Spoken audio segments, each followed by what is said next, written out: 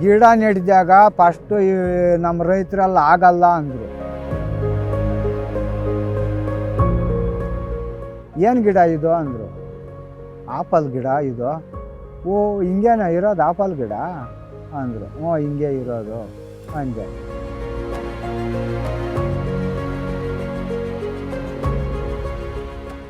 ಆಮೇಲೆ ರೈತರೆಲ್ಲ ಬಂದವರೆಲ್ಲ ಏನಕ್ಕೆ ಹಾಕಿದೆಲಿ, ಇಷ್ಟೊಂದು ಬಂಡವಾಳ ಏನಕ್ಕೆ ಬೇಕು ನಿನ್ಕ, ಸುಮ್ಮನೆ ಆಗಲ್ಲ ಇವೆಲ್ಲ ನಮ್ಮ ಕಡೆ ಆಗಲ್ಲ ಅಂದರು.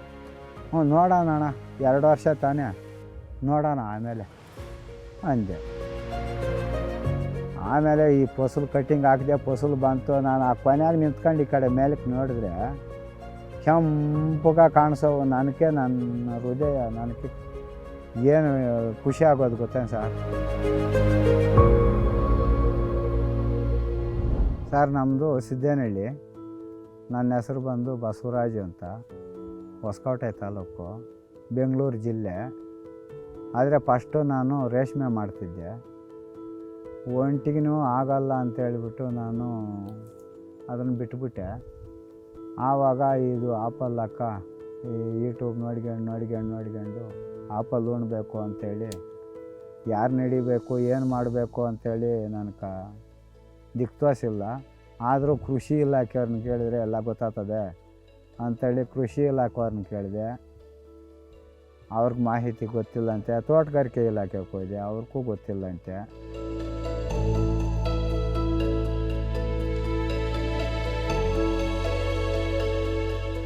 ಸೇವು ಬೆಳಿಬೇಕು ಅನ್ನಿಸ್ತು. ಸರಿ ಸೇವು ಬೆಳೆಯೋಣ ಅಂಥೇಳಿ ನಮ್ಮ ರೈತರನ್ನ ಕೇಳಿದೆ. ನಮ್ಮ ಕಡೆ ಆಗಲ್ಲಪ್ಪ ಸೇವು ಬೆಳೆಯೋಕೆ, ಆ ಕಡೆ ಹಿಮಾಲಯ, ಆ ಕಡೆ ಬೀಳೋ ಕಡೆ ಅದು ಆಗೋದು, ನಮ್ಮ ಕಡೆ ಆಗಲ್ಲ ಅಂತಂದರು. ಅವರು ಇಲ್ಲ ಗಿಡನ ಹಾಕ್ತಾರ ಇಲ್ಲ ಬೇರೆ ಹೆಂಗೆ ಬರ್ತಾವತ್ತೆ, ಅಂಬಾಗಿ ಬರ್ತೈತೆ, ಹೆಂಗೆ ಬರ್ತೈತೆ ಅಂತ ಕೇಳಿದೆ. ಇಲ್ಲ ಅವರು ಗಿಡನೇ ಹಾಕಿರ್ತಾರೆ, ಅವರು ಬೆಟ್ಟಗಳಾಗ ಹತ್ತ ಎಲ್ಲ ಹಾಕಿರ್ತಾರೆ. ನಮ್ಮ ರೈತರು ನಾವು ಮಾತಾಡಿದ್ದು ಬೆಟ್ಟಗಳಾಗ ಆಗೋದದು, ಅಲ್ಲಿ ಬೀಳ್ತಾ ಇರ್ತದೆ, ಅಲ್ಲಿ ಸೈಜ್ ಬರ್ತಾವೆ, ನಮ್ಮ ಕಡೆ ಆಗೋದು ಇಲ್ಲ, ನಮ್ಮ ಕಡೆ ಯಾರಪ್ಪ ಹಾಕ್ಯವ್ರೆ ಅಂದ. ಸರಿ ಅಂಥೇಳಿ ಆಪಲ್ಲೇ ಹಾಕ್ಬೇಕು ಅಂತ ಡಿಸೈಡ್ ಮಾಡ್ಕೊಂಬಿಟ್ಟೆ ಸರ್. ನನ್ನ ಮನಸ್ಸು ಇಲ್ಲಿ ಆತದೆ.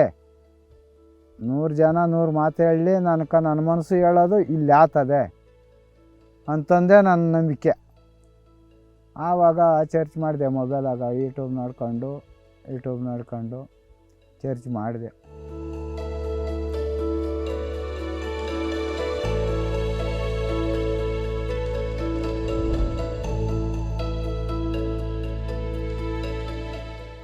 ಬಿಜಾಪುರಕ್ಕೆ ಕಾಂಟ್ಯಾಕ್ಟು ಯೂಟ್ಯೂಬಾಗೆ ನೋಡ್ಕೊಂಡು ಬಿಜಾಪುರದ ಕಾಂಟ್ಯಾಕ್ಟ್ ಮಾಡ್ಕೊಂಡು ಅವ್ರ ತನಕ ಫೋನ್ ಮಾಡಿದೆ. ಅವರು ಐತೆ ಗಿಡ ಐತೆ ಅಂತಂದರು. ಸರ್ ನನಗೆ ಗಿಡ ಬೇಕು, ಕಳಿಸ್ಕೊಡ್ತೀರಾ ಅಂತಂದೆ. ಹ್ಞೂ ಸರಿ ಆಯಿತು ಹಂಗೆ ಮಾಡು ಅಂಥೇಳಿ ಒಂದು ಸಾರಿ ಬುಕ್ಕು ಮಾಡಿದ್ಮೇಲೆ ನನಗೆ 1.5 ತಿಂಗಳು 2 ತಿಂಗಳು ಆಗಿಬಿಡ್ತು ಸರ್ ಗಿಡ ಬರೋಕ್ಕೆ. 450 ಸಸಿ ಅಲ್ಲಿಂದ ತಂದಿದ್ದೆ. 450 ಸಸಿಯಾಗ 442 ಗಿಡ ಉಣಿದ್ದೀನಿ.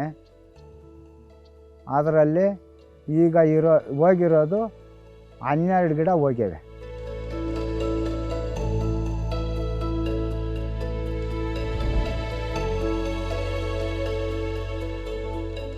ಆ ಗಿಡ ಬಂದ ಮೇಲೆ ತಗೊಂಬಂದು ಅಲ್ಲಿ ಇಟ್ಕೊಂಡು ನಾನು ಈ ಗುಣಿಗಳನ್ನೆಲ್ಲ ರೆಡಿ ಮಾಡ್ಕೊಂಡಿದ್ದೆ. ಅವ್ರನ್ನೂ ಕೇಳಿದೆ, ಸರ್ ಎಷ್ಟಕ್ಕೆಷ್ಟು ಹಾಕ್ಬೇಕು ಅಂತ.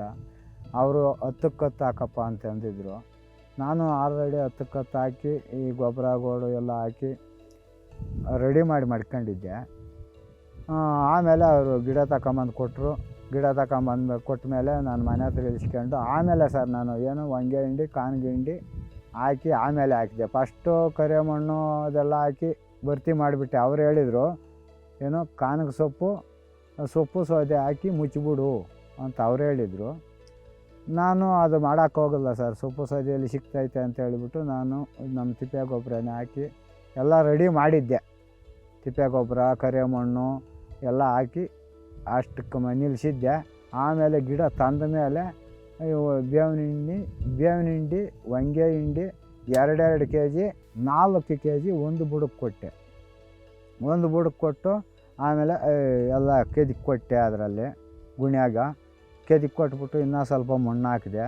ಮಣ್ಣು ಹಾಕಿಬಿಟ್ಟು 2 ತಡಿ ನೀರು ಬಿಟ್ಟೆ. ಗುಣಿ ತುಂಬ 2 ತಡಿ ಬಿಟ್ಟೆ. 2 ತಡಿ ಬಿಟ್ಬಿಟ್ಟು ಆಮೇಲೆ ಗಿಡ ತಗೊಂಬಂದು ನೆಟ್ಟಿದೆ. ನೆಟ್ಟಕ್ಕೆ ಮುಂಚೆ ಸ್ವಲ್ಪ ಗುಂಡಿ ತಗೊಂಡು ಗಿಡ ಇಕ್ಕಿಬಿಟ್ಟು 1 ಸ್ಪೂನು, ಇಷ್ಟು ಚಿಕ್ಕ ಸ್ಪೂನು ಟೊಮಾಟೊ, 1 ಸ್ಪೂನು ಟೊಮಾಟೊ ಹಾಕ್ಕೊಂಡು ಗಿಡ ಇಕ್ಕಿಬಿಟ್ಟು ಸುತ್ತು ಟೊಮಾಟೊ ಹಾಕಿ ಆಮೇಲೆ ಅದಕ್ಕೆ ಮಣ್ಣು ಹಾಕಿ ಕ್ಲೀನಾಗಿ ಸುತ್ತು ಹಾಕಿ ಚೆನ್ನಾಗಿ ತುಳಿದ ಮೇಲೆ 1.5 ಅಡಿ 1 ಅಡಿ ಇತ್ತು ಒಂದು ಗಿಡ ನಾನು ತರಕ. ಆಮೇಲೆ ಆ 1.5 ಅಡಿ ಇದ್ದಿದ್ದ ಗಿಡ 2 ಅಡಿ 2.5 3 ಅಡಿಗೆ ಬಂದುಬಿಡ್ತು. ಸಚಿನ್ ಬಾಲ್ಕೊಂಡವ್ರನ್ನ ಕೇಳಿದೆ, ಸರ್ ಈ ಥರ ಗಿಡ 1 2 3 ಅಡಿ ಬಂದೈತೆ ಸರ್, ಅದು ಏನು ಮಾಡಬೇಕು ಅಂತ. ಬಸವರಾಜ್ ಅವರೇ 2 ಅಡಿಗೆ ಕಟ್ಟಿಂಗ್ ಕೊಟ್ಟುಬಿಡು ಅಂತಂದರು. ಕೆಲವು ಗಿಡ ಬಂದಿರಲಿಲ್ಲ, 2 ಅಡಿ ಬಂದಿರಲಿಲ್ಲ, ಅವು ಕೊನೆಗೆ ಇಲ್ಲಿ ಹಾಕಿಬಿಟ್ಟೆ ನಾನೇ 2 ಅಡಿಗೆ. ಇವು ಬಂದಿರೋವನ್ನ ಕಟ್ಟಿಂಗ್ ಕೊಟ್ಟೆ. ಆಮೇಲೆ ತ್ಯಾಮಿರಿಗಳು ಬಂದವು. ಆ ತ್ಯಾಮಿರಿಗಳು 1 ಅಡಿ, ಒಂದು ತ್ಯಾಮ್ರಿನ 1 ಅಡಿ. ಈಗ ಇದೊಂದು ಕಡ್ಡಿ ಬಂತು, ಈ ಕಡ್ಡಿ 1 ಅಡಿ ಅಳತೆ ಮಾಡ್ಕೊಳೋದು, ಈ ಮಟ್ಟಕ್ಕೆ ಇಲ್ಲಿ ಕಟ್ಟಿಂಗ್ ಕೊಡೋದು. ಇಲ್ಲ ಕಟ್ಟಿಂಗ್ ಕೊಡ್ಬೋದು, ಇಲ್ಲ ಗಿಲ್ಲಿ ಹಾಕ್ಬೋದು, ಮೆತ್ತಗ ಇದ್ರೆ ಗಿಲ್ಲಿಗೆ ಅಂಬೋದು.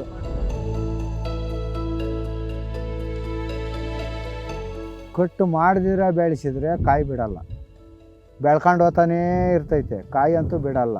ಅದೇ 1 2 ಬಿಟ್ಕೋಬೋದು, ಇಲ್ಲ 1 10 ಬಿಟ್ಕೋಬೋದು, ಸಣ್ಣಕ್ಕೆ ಬಿಟ್ಕೊಂತವೆ. ಕಟ್ಟಿಂಗ್ ಹಾಕ್ದಿರ ಬಿಟ್ಬಿಟ್ರೆ ಸಣ್ಣಕ್ಕೆ ಬಿಟ್ಕೊತವೆ. 1 5 6 ಇಲ್ಲ 1 10 20 ಬಿಟ್ಕೊತವೆ, ಸಣ್ಣಗೆ ಇರ್ತವೆ. ಅದೇ ಗಿಡ ಕಟ್ಟಿಂಗ್ ಹಾಕ್ಕೊಂಡು ಲೆವೆಲ್ಲಾಗಿ ಮಾಡ್ಕೊಂಡಿದ್ರೆ ಆವಾಗ ಫಸಲು ಚೆನ್ನಾಗಿ ಕಸ್ತೈತೆ.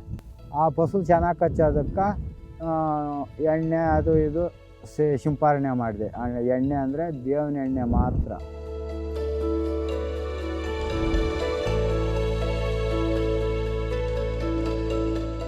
ಒಂದು ಗಿಡಕ್ಕೆ ಮಾತ್ರ ಕಾಂಪ್ಲೆಕ್ಸ್ ಹಾಕಿದ್ದೆ ಸರ್. ಒಂದೇ ಗಿಡಕ್ಕೆ ಕಟ್ಟಿಂಗ್ ಹಾಕಿದ ಮೇಲೆ ಕಾಂಪ್ಲೆಕ್ಸ್ ಹಾಕಿದೆ. ಒಂದು 4-5 ಟ್ರಿಪ್ ಹಾಕಿದೆ, ಇಷ್ಟಿಷ್ಟು ಹಾಕಿದೆ. ಅದು ಎಷ್ಟು ಗ್ರಾಮ್ ಅಂತ ಗೊತ್ತಿಲ್ಲ, ನಾನು ಕೈಯಾಗಿ ಎತ್ಕೊಂಡೇನೆ ಇಷ್ಟು. ಅದೊಂದು ಗಿಡಕ್ಕೆ ಹಾಕೇನೆ. ಕಾಯಿ ಕಲ್ಲರ್ ಬರೋಕ್ಕೂ ಕಾಯಿ ಚೆನ್ನಾಗಿತ್ತು. ಕಲ್ಲರ್ ತಿರುಗಿತು, ಒಡೆದೋಗಾಕಿಡ್ತು ಸರ್. ಪ್ರತಿಯೊಂದು ಕಾಯಿ ಒಡೆದೋಯ್ತು ಅದ್ರಾಗ. ಅಲ್ಲ ನಾನೇನೋ ತಿಂದಾಕಿದೆ, ಹೊಡೆದ್ರೂ ನಾನೇನು ಬಿಸಿ ಹಾಕಿಲ್ಲ, ವೇಸ್ಟ್ ಆಗೋಲ್ಲ, ತಿಂದೆ ನಾನೇ. ಆದರೆ ಕ್ಲೀನಾಗಿ ಒಡೆದೋದ್ವು. ಅಂದರೆ ಕಾಂಪ್ಲೆಕ್ಸು ಇವೆಲ್ಲ ಹಾಕಿದರೆ ಇದ್ರಕ್ಕೆ ಆಗಂಗಿಲ್ಲ. ಕಟ್ಟಿಂಗ್ ಹಾಕಿದಾಗ ಈ ವಂಗೆ ಹಿಂಡಿ ಅರ್ಧ kg, ಬೇವಿನ ಹಿಂಡಿ ಅರ್ಧ kg. ಫಸಲು ಕಟ್ಟಿಂಗ್ ಕೊಟ್ಟಾಗ 1 kg ಮಾತ್ರ ಹಾಕಿದೆ. 3 ಮಕ್ರೆ ತಿಪ್ಪೆ ಗೊಬ್ಬರ ಹಾಕಿದೆ. ಸರಿ ಫಸಲಿಗೆ ಬಿಟ್ಟೆ. ಆಮೇಲೆ ಚೆನ್ನಾಗಿ ಬಂತು ಸರ್, ಫಸಲೂ ಚೆನ್ನಾಗಿ ಬಂತು. 1 ವರ್ಷದ ಮೇಲೆ 8 ತಿಂಗಳು ಗಿಡ, ಫಸಲೂ ಚೆನ್ನಾಗಿ ಬಂತು ಸರ್. 850 kg ಮಾರಾಟ ಮಾಡಿದ್ದೀನಿ, ಇನ್ನೂ 1 ಟನ್ ಸಿಗ್ತೈತೆ.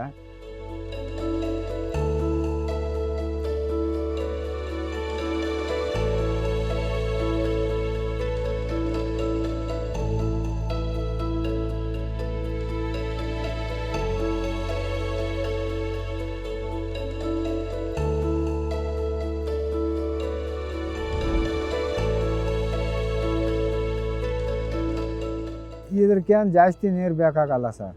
3 ದಿನಕ್ಕೆ ಉಣಿದಾಗಿನಿಂದ ಫಸಲು ಬರೋ ತನಕ 3 ದಿನಕ್ಕೆ 1 ಸಾರಿ 1 ಅವರ್ ಬಿಡೇನೆ ಡ್ರಿಪ್ಪಲ್ಲಿ. ಅದ್ರಾಗ ಎಷ್ಟು ನೀರು ಎಷ್ಟು ಲೀಟ್ರ್ ಹೋಗ್ತವೆ ಅನ್ನೋದು ನನಗೆ ಗೊತ್ತಿಲ್ಲ, ನಾನೇನು ಅಳತೆ ಮಾಡಿರಲಿಲ್ಲ. ಆದರೆ 1 ಅವರ್ ಬಿಡೇನೆ. ಅಲ್ಲಿಗೆ ಗುಣಿಗಳು ತುಂಬ ಇರೋವು, ಸಾಕು ಅಂತ ನಿಲ್ಸಾಕೇನೆ, 1 ಅವರ್ಗೆ ನಿಲ್ಸಾಕೇನೆ ಸರ್. ದ್ರಾಕ್ಷಿ, ಇದು ಸೇಪೆಕಾಯಿ ಇದೆಲ್ಲ ಬೆಳೀತಾರೆ ನಮ್ಮ ಕಡೆನೂ. ಆದರೆ ಅದಕ್ಕಿಂತಲೂ ಕಡಿಮೆನೇ ನೀರು ಇದಕ್ಕೆ, ಅಷ್ಟು ನೀರು ಏನು ಕೇಳಲ್ಲ ಇದು. ಇದಕ್ಕೆ ಕಟ್ಟಿಂಗ್ ಕೊಡ್ದಿದ್ದಕ್ಕೆ ಮುಂಚೆ 3 ತಿಂಗಳನ್ನೆಲ್ಲಾಗ ಕಟ್ಟಿಂಗ್ ಕೊಡ್ತೀನಿ ಅಂದರೆ ಇವಾಗೆ ಬಂದ್ ಮಾಡಿಬಿಡ್ಬೇಕು. ಇದು ದಾಳಂಬ್ರಿಕ ಬಂದ್ ಮಾಡ್ದಂಗೆ ನೀರು.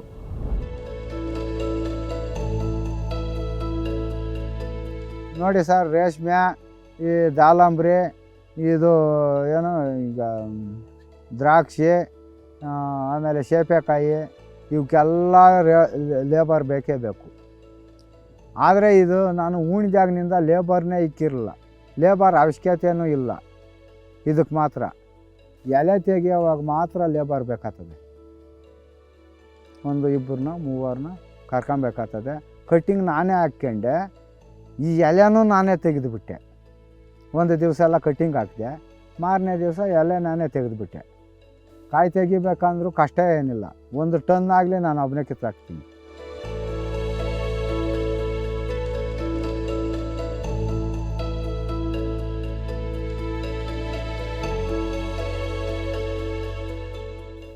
ಏನು ಮುಳ್ಳಿಲ್ಲ, ಏನೂ ಇಲ್ಲಲ್ಲ, ಫ್ರೀಯಾಗಿರ್ತೈತೆ, ಕೆಂಪಗೆ ಕಾಣಿಸ್ತೈತೆಲ್ಲ, ತಗೊಂಡು ಹೋಗ್ತಾ ಇರ್ಬೋದು.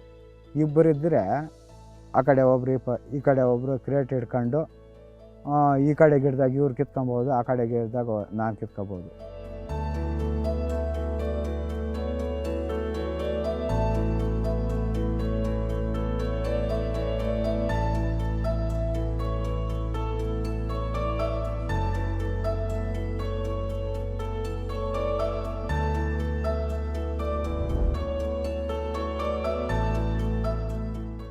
ಸರ್, ಸೇವಿನ ಗಿಡ ಹಾಕಿದ್ದೀನಿ.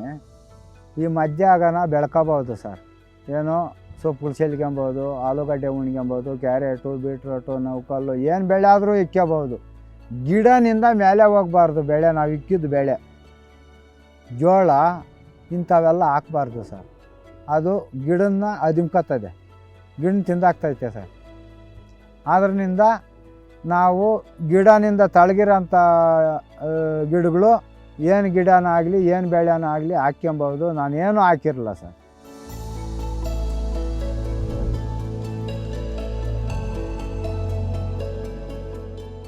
ಆದರೆ ನನ್ನ ತೋಟದಾಗಿನ ಕಾಯಿ ಇಲ್ಲೇ ಸ್ಪಾಟ್ಗೆ ಬಂದು ಎಲ್ಲ ತಗೊಂಡು ಹೋಗ್ತಾವ್ರೆ. ಅಲ್ಲಿಗೂ ಸ್ವಲ್ಪ ಲೈಟಾಗಿ ಹುಳಿ ಐತೆ ಅಂದರೆ ಇಲ್ಲಿ ಫ್ರೆಶ್ ಐತಲ್ಲ, ಅದಕ್ಕೋಸ್ಕರವಾಗಿ ಹುಳಿ ಐತೆ. ಅದೇ ತಗೊಂಡೋಗಿ ಫ್ರಿಜ್ಜಲ್ಲಿ 3 ದಿನ ಇಟ್ಕೊಂಡ್ರೆ ಆ ಹುಳಿ ಹೋಗಿಬಿಡ್ತೈತೆ, ಸ್ವೀಟ್ ಬರ್ತೈತೆ.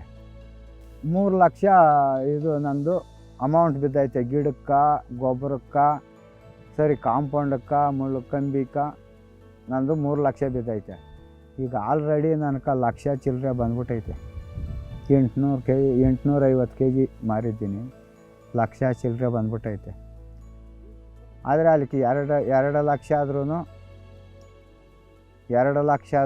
ನಾನು ಬೆಳ್ಕೊತೀನಿ ಅನ್ನೋ ಕನ್ಫರ್ಮ್ ಐತೆ. ಅಂದರೆ ಇನ್ನೂ 1 ಲಕ್ಷ ನಾನು ಬೆಳ್ಕೊಬೇಕಾಗ್ತದೆ, ಮುಂದೆ ಬೆಳ್ಕೊತೀನಿ. ಇನ್ನೂ 1 ಟನ್ ಐತೆ. ನನಗೆ ಅಲ್ಲಿಗೆ ಹೆಚ್ಚು ಕಡಿಮೆ ಒಂದೇ ಬೆಳೆಯಾಗೆ ನಾನು ಖರ್ಚು ಎಲ್ಲ ಬಂದ್ಬಿಡ್ತೈತೆ. ವರ್ಷಕ್ಕೆ ಒಂದೇ ಬೆಳೆ ಸರ್. 25 ವರ್ಷ ಹೇಳ್ಯವ್ರೆ ಅವರು. ನೀನು ಗಿಡ ನೋಡ್ಕೊಂಡಂಗಿರ್ತೈತಪ್ಪ, ನೀನು ಚೆನ್ನಾಗಿ ನೋಡ್ಕೊಂಡಿದ್ರೆ ಇನ್ನೂ ಜಾಸ್ತಿನೇ ಬರ್ತೈತೆ.